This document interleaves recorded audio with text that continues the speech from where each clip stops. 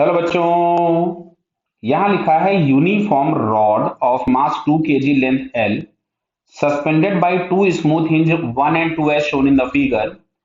Force F is equals to 4 Newton is applied at a distance L by 4 from the hinge 2 due to this application of force hinge 2 breaks. ठीक है। At the instant applied force F is also removed. जैसे hinge 2 break हुआ, इस force को भी हमने हटा दिया, मतलब उसके बाद केवल mg लगेगा। The rod starts rotation about hinge 1. The acceleration of the end point of the rod, acceleration of the end point of the rod of small mass dm at the end when rod becomes vertical. Clear है। तो अब हमारे पास क्या होगा, खाली gravity के influence में rod move करेगी। तो मैं जरा यहां पे इसका डायग्राम बना देता हूं।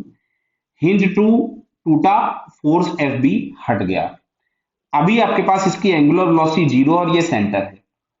रॉड बोला है जब वर्टिकल हो जाए। अच्छा, वर्टिकल हो जाएगी तो इसकी एक एंगुलर वेलोसिटी ओमेगा आ जाएगी, बराबर है। तो अब अगर हम लोग यहां से बात करें, कंजर्वेशन ऑफ एनर्जी लगा ले क्योंकि खाली एमजी ही लग रहा था।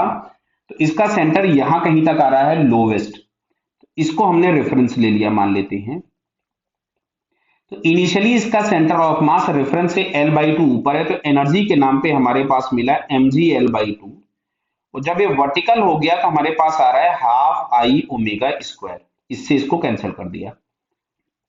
M G L is equal to I हमारे पास हो जाएगा M L square by three into omega square. M से एम कैंसिल कर दिया, एल से एल कैंसिल कर दिया, तो omega square is equal to आ रहा है 3g बाई एल।